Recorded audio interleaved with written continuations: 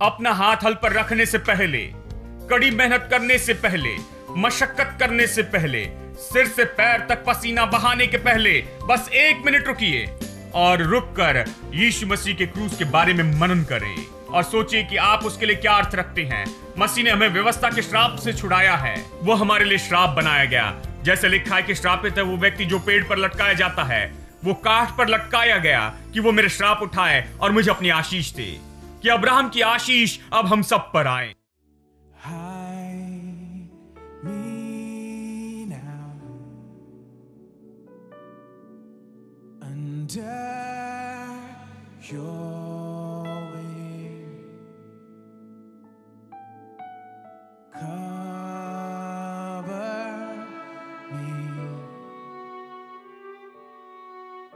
Within your mighty hand, when the oceans rise and thunders roar, I will soar with you above the storm. Father, you are king over the flood. I will be still, know you are God. I will be still, know you are God. Find rest, my soul, in Christ alone.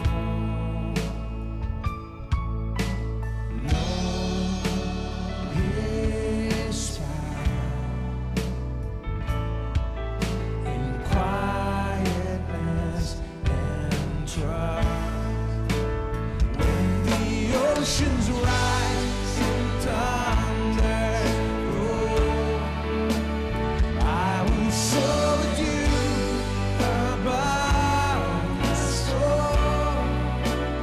Father, you are king over the flood.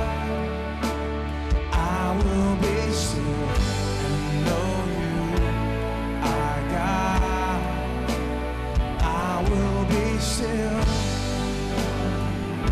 When the oceans rise, and thunders roar, I will soar with you above the storm. Father, you are king over the flood. I will be still and know you are God. I will be still and know you are God. I will be still and know you are God.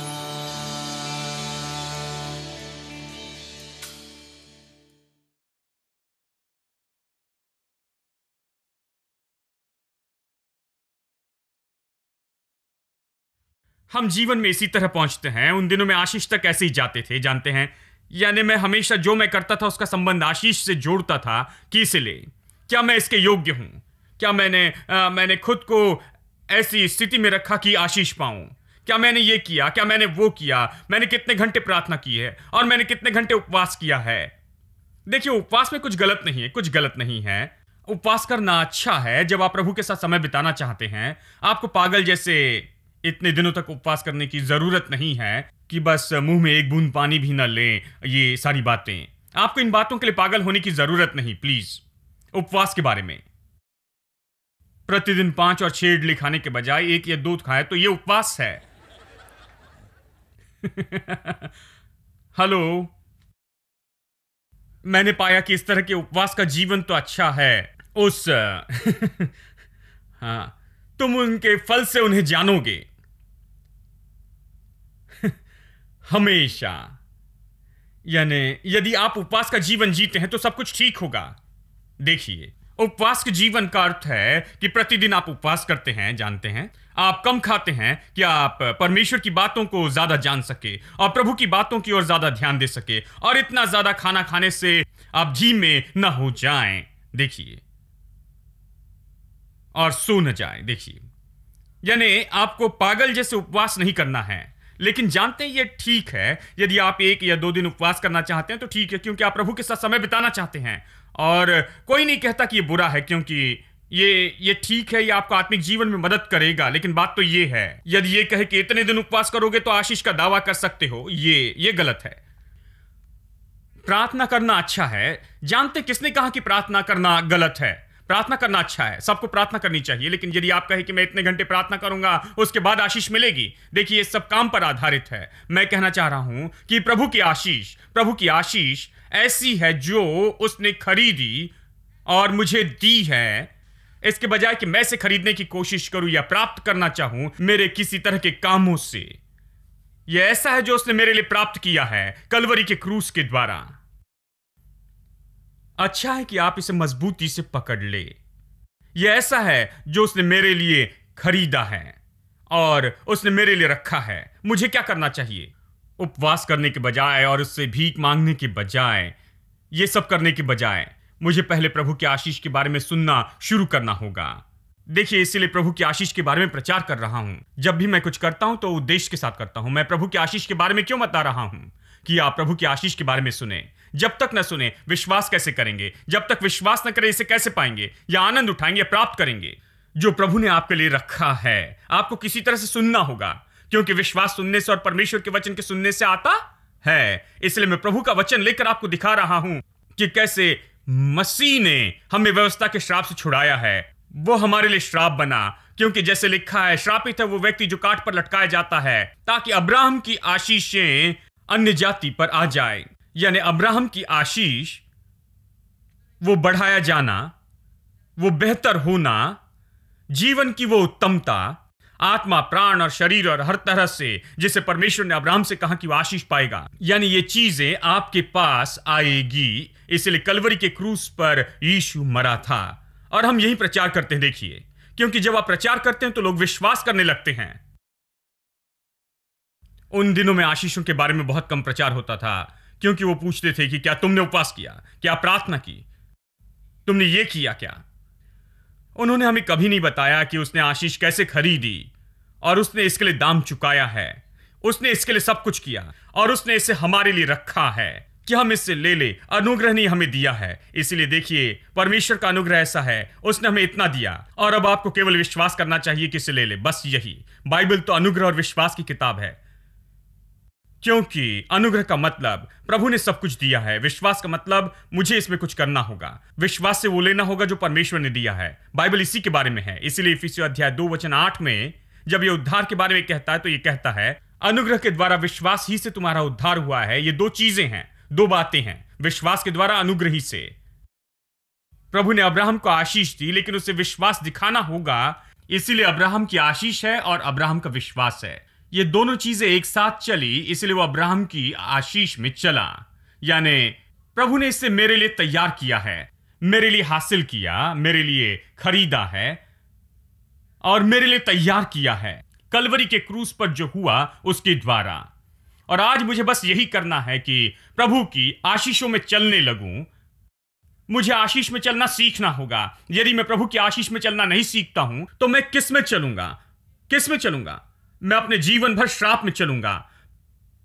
मैं श्राप में रहूंगा जब तक मैं यीशु के पास ना आऊं और ये न जानूं कि मैंने छुटकारा पाया है। मैं श्राप में चलता रहूंगा, क्योंकि हालांकि मैं छुड़ाया गया, मुझे पता नहीं कि मैं छुड़ाया गया, इसलिए मैं गुलाम जैसे था। मैं चल रहा था हार में, मैं मेरी कमजोरी में चल रहा था, मैं असफलता में चल रहा था, मैं अपनी शक्ति में चल रहा था, मैं अपनी मुश्किलों में अपने जीवन में चल रहा था। और वो श्रापित जीवन था, वो जीवन कमी और घटी का जीवन था।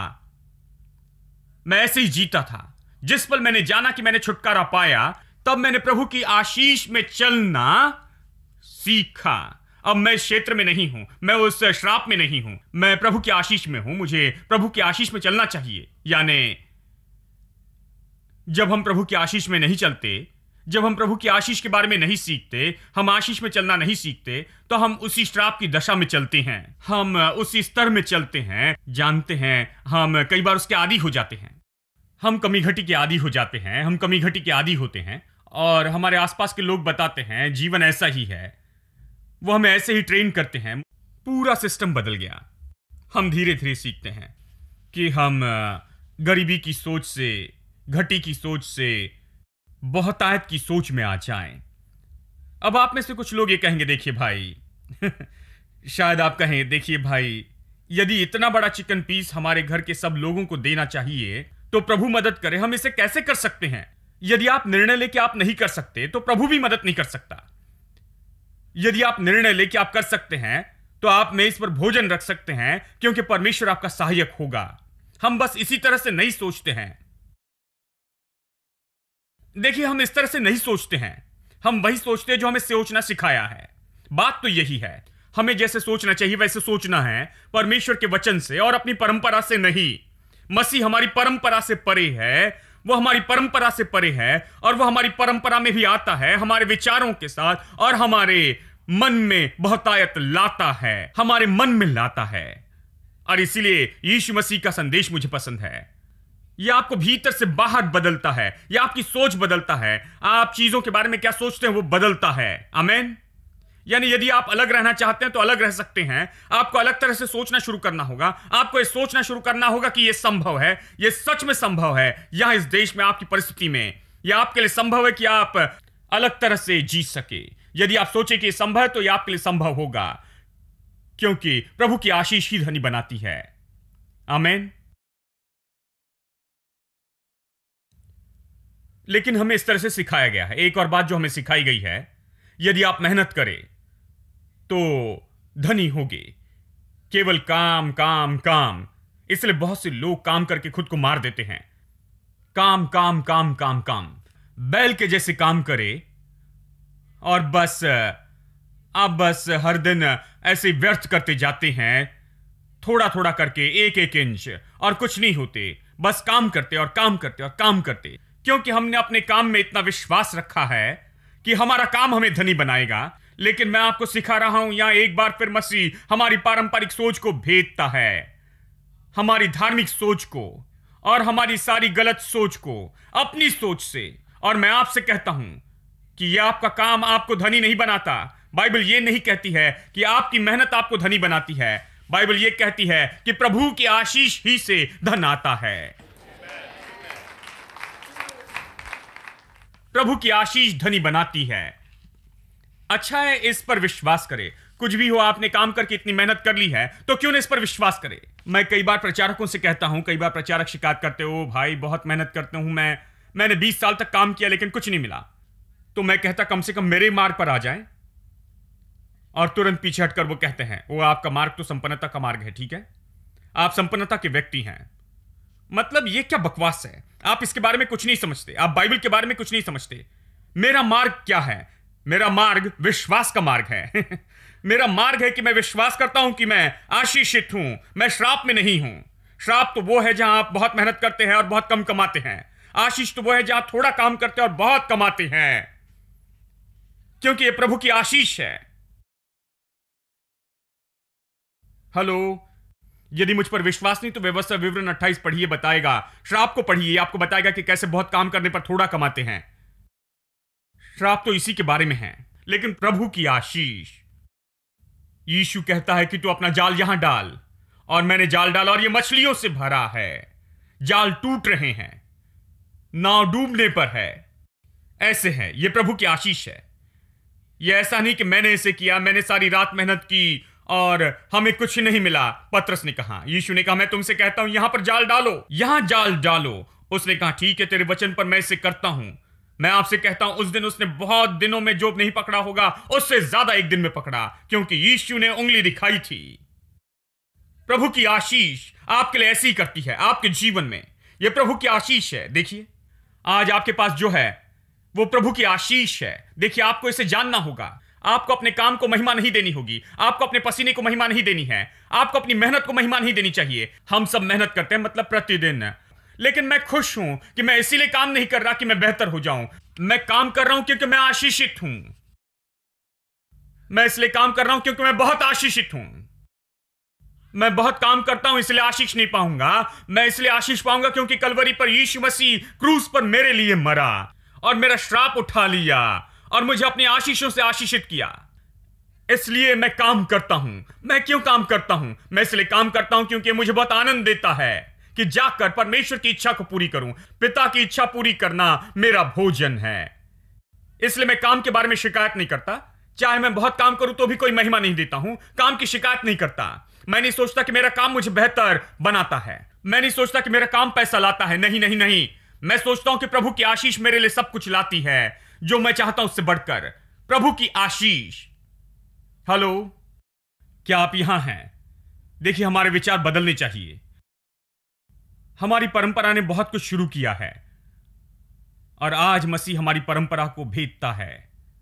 आज हमारी सोच को भेद रहा है।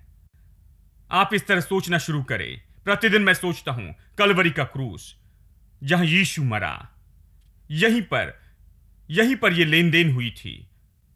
अब मेरे श्राप उसके हैं, उसकी आशीष अब मेरी है। ये इतनी मुफ्त में है और भरपूर है और ये मेरी है। ये मेरा जन्म का अधिकार है नया जन्म पाने के कारण। आशीष पाना तो मेरा जन्म का अधिकार है और ये मेरा जन्म का अधिकार है कि जो चाहिए उसे पाऊं। ये मेरा जन्म का अधिकार है कि कुछ करने के लिए हाथ बढ़ाऊं और वो काम करना चाहिए। ये मेरा जन्म का अधिकार है कि मैं आशीष पाऊं। ये अधिकार है मेरा कि मैं अपने हर काम में बढ़ोतरी पाऊं। ये मेरा जन्म का अधिकार है कि मैं जहां भी जाऊं वहां पर द्वार खुल जाए। ये मेरा जन्म का अधिकार है कि सब मेरे लिए काम करे, क्योंकि परमेश्वर मेरी ओर से है और उसने मुझे आशीष दी है। अब श्राप में नहीं रहता, मैं आशीष में रहता हूं। मैंने छुटकारा पाया। हेलो, क्या अब आप इसका अर्थ समझते हैं? सब लोग कहे मैंने छुटकारा पाया। कमी घटी में नहीं रहता, मैंने छुटकारा पाया। कड़ी मेहनत में नहीं रहता, मैंने छुटकारा पाया। मशक्कत में नहीं रहता, मैंने छुटकारा पाया। मतलब मैंने आशीष पाई है यीशु ने जो क्रूस पर किया उसके कारण। देखिए, बहुत से लोग तैयार है कि बाहर जाकर दिन भर मेहनत करे। वो तैयार है कि जल्दी शुरू करे और सुबह 5 बजे जाकर अपना हाथ हल पर रखे और काम करे और कुछ न कमाए। वो ऐसे करने के लिए तैयार है, वैसा करने के लिए तैयार है। मैं उनसे कहता हूं, 1 मिनट रुकिए। अपना हाथ हल पर रखने से पहले, कड़ी मेहनत करने से पहले, मशक्कत करने से पहले, सिर से पैर तक पसीना बहाने के पहले बस 1 मिनट रुकिए और रुककर यीशु मसीह के क्रूस के बारे में मनन करें और सोचिए कि आप उसके लिए क्या अर्थ रखते हैं। मसीह ने हमें व्यवस्था के श्राप से छुड़ाया है। वो हमारे लिए श्राप बनाया गया। जैसे लिखा है कि श्रापित है वो व्यक्ति जो पेड़ पर लटकाया जाता है। वो काठ पर लटकाया गया कि वो मेरे श्राप उठाए और मुझे अपनी आशीष दे, कि अब्राहम की आशीष अब हम सब पर आए, सब लोगों पर आए। वो इसलिए मरा, वो मरा, उसने उठाया। वो पहले ही आ चुका, मैं पाने वाला हूं, प्राप्त करने वाले की ओर से हूं। विश्वास से मैं इसे लेता हूं यीशु के नाम में। इस तरह की घोषणा करे, विश्वास करे, इसे देखे, इस पर मनन करे, घोषणा करे और फिर काम करना शुरू करे। दोस्तों, बस बाहर जाकर, जानते हैं, काम काम काम करते न रहें और फिर शिकायत करे, जानते हैं कि इतनी मेहनत करने के बाद भी कितना कम बाकी है। कलवरी के काम पर आप मनन करना शुरू कर दे। प्रभु की आशीष पर मनन करें कि वह आपकी है, कि आप सच में आशीषित हैं, कि आपने छुटकारा पाया। और फिर आप अपने घर से काम करने के लिए बाहर निकले। कहे, हां प्रभु की स्तुति, मैंने छुटकारा पाया, मैंने आशीष पाई। जब मैं जाऊं तो आशीष मेरे साथ जाती है। आशीष मेरे लिए द्वार खोलती है। आशीष मेरे लिए सब कुछ संभव बनाती है। आशीष सब कुछ काम करने देती है। आशीष असफलता को सफलता में बदलती है। आशीष से मुझे ऑर्डर मिलेंगे। आशीष से मेरी सेल होगी। आशीष से सब कुछ अच्छे से चलेगा। आशीष इसे होने देगी। हेलो, क्या आपने कभी इसकी कोशिश की? हम बहुत व्यस्त हैं कि तैयार होकर जाएं और काम करने लगे। और अगला दिन बिल्कुल वैसे ही, वही रूटीन, व्यस्त है तैयार होने में और जाने में और काम करने में, और वापस आकर उसी काम के बारे में शिकायत करते हैं और उसी बात के बारे में कहते हैं और अपना खाना खाते हैं इतनी शिकायत के साथ, और फिर सो जाते हैं और उठते हैं और तैयार होकर काम करने के लिए भागते हैं और फिर से काम करने लग जाते हैं, काम करते रहते हैं। हम कभी इस पर मनन करने के लिए नहीं रुकते कि हमने छुटकारा पाया है, आशीष पाई है। आमीन। क्या आप यहां हैं? यानी शुरू से ही आप कहते रहे, मैं आशीषित हूं, प्रभु की स्तुति में आशीषित हूं। जब कुछ नहीं होता, 1 रुपया भी नहीं कमाया है, कहे मैं आशीषित हूं। प्रभु की स्तुति में आशीषित हूं। मैं आशीषित हूं, आशीषित व्यक्ति हूं। मैं काम इसलिए नहीं कर रहा कि आशीष पाऊंगा, मैं आशीषित हूं इसलिए काम कर रहा हूं, और सब मेरे लिए काम करेगा क्योंकि मैं आशीषित हूं यीशु के नाम में। आप इसी तरह से काम करने लगे। क्या आप यहां हैं? कुछ लोग सोच रहे हो मेरे प्रभु आज तो मेरे सिर पर रोल कर रहे हैं। मेरे साथ निकाले 2 कुरिन्थियों। प्रभु का अनुग्रह देखिए कि उसने आपके लिए क्या दिया है। 2 कुरिन्थियों अध्याय 8 वचन 9। 2 कुरिन्थियों 8:9।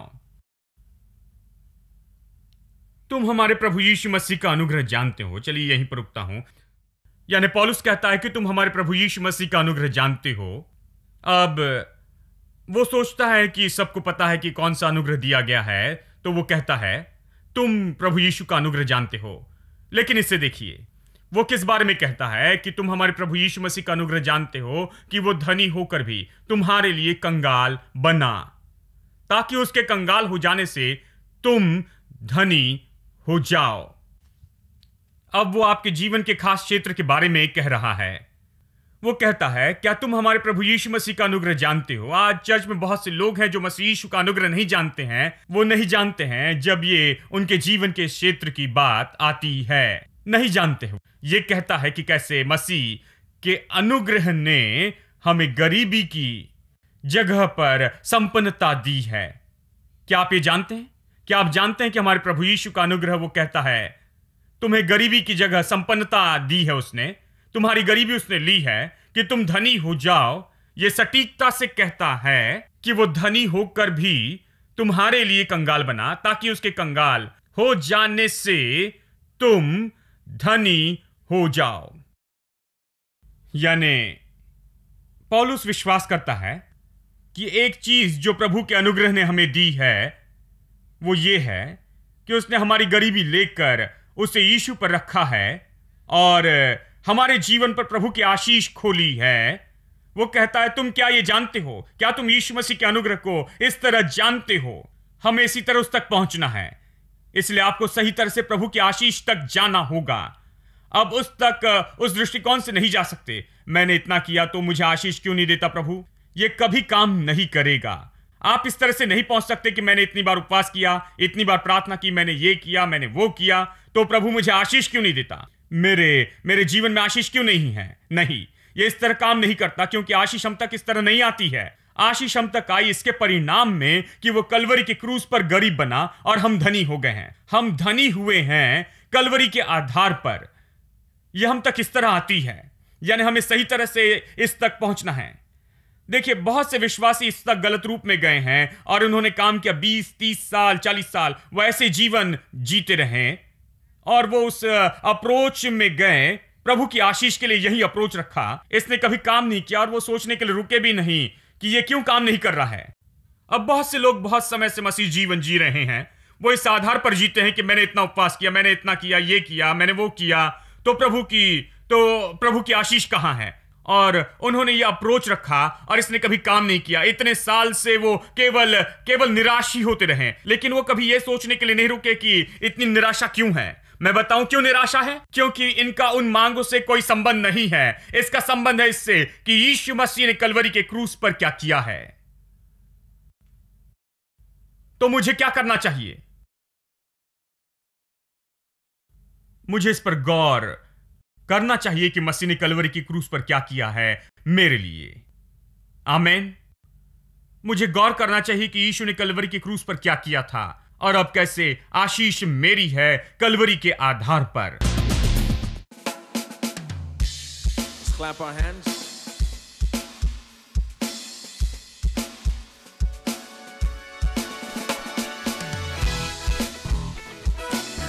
The Bible says, enter his gates with thanksgiving. Enter his gates with thanksgiving.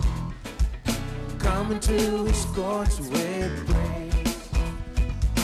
Enter his presence rejoicing. Singing great and mighty is his name. Praise him with the sound of the trumpet. timbrel and harp, and every creature in heaven and lift the sound of praise, sing with all their heart.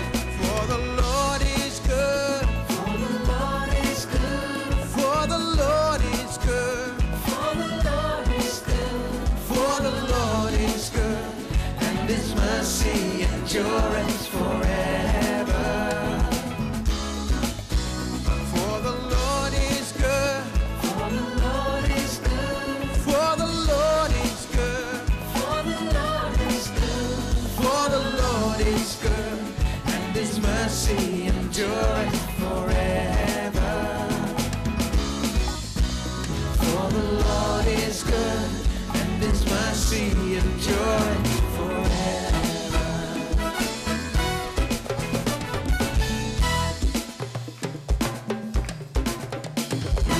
Jesus the Son is exalted, maker of everything.